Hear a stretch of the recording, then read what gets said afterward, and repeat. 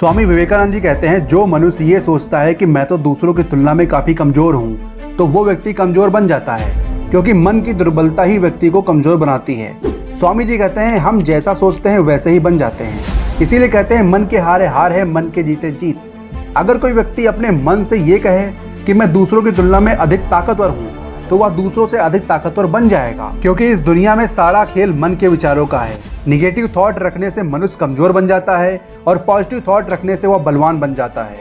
इसीलिए स्वामी जी कहते हैं, हमें खुद से लड़ना है। ब्रह्मांड की सारी शक्तियां हमारे भीतर छिपी हैं, लेकिन हम लोग अपनी आंखों पर हाथ रख लेते हैं और फिर कहते हैं कि बहुत अंधेरा है। तो अपनी आंखों से हाथ को हटाओ और खुद से लड़ना सीखो।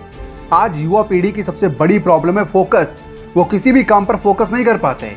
इस पर स्वामी जी कहते हैं कि किसी भी काम पर फोकस तभी कर पाओगे जब आपके अंदर आप जो काम कर रहे हो उसी का विचार चले, कोई दूसरा विचार नहीं होना चाहिए। बात है 1893 की, जब स्वामी जी शिकागो की यात्रा पर गए थे और वो एक दिन एक नदी के किनारे टहल रहे थे। तभी उन्होंने देखा कि कुछ जवान लड़के एयर गन से पानी पर तैरते हुए अंडे के छिलकों पर निशाना लगाने की कोशिश कर रहे थे, लेकिन कोई भी नौजवान निशाना नहीं लगा पा रहा था, क्योंकि पानी का बहाव तेज था, छिलके ऊपर नीचे तैर रहे थे।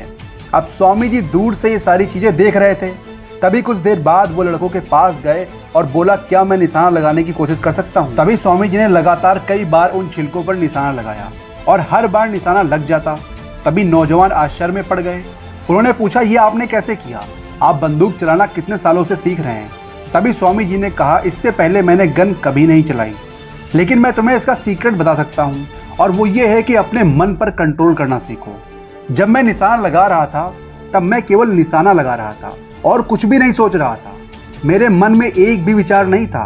अगर तुम ऐसा कर सकते हो कि केवल अपने लक्ष्य पर ध्यान दो, केवल उसी को सोचो, इसके अलावा तुम्हारे दिमाग में और कुछ भी ना हो, तो तुम कभी फेल नहीं होगे। इस दुनिया में अगर आप हारते हो तो अपने मन से हारते हो और जीतते हो तो अपने मन से जीतते हो। जिस वक्त अपना काम करो तो उस काम में डूब जाओ। अपने शरीर के एक एक अंग को उस काम से भर दो। आपके आसपास क्या चल रहा है इस पर ध्यान मत दो, जो काम कर रहे हो उस पर ध्यान दो। और स्वामी जी कहते हैं कि इंसान और जानवर में अंतर केवल फोकस और अवेयरनेस का है। स्वामी जी कहते हैं कि किसी भी फील्ड में कंसंट्रेशन ही सक्सेस का कारण है।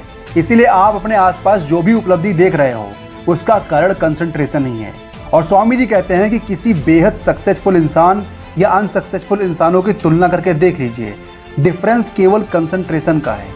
स्वामी विवेकानंद कहते हैं कि गुरुत्वाकर्षण का नियम कहाँ छिपा हुआ था?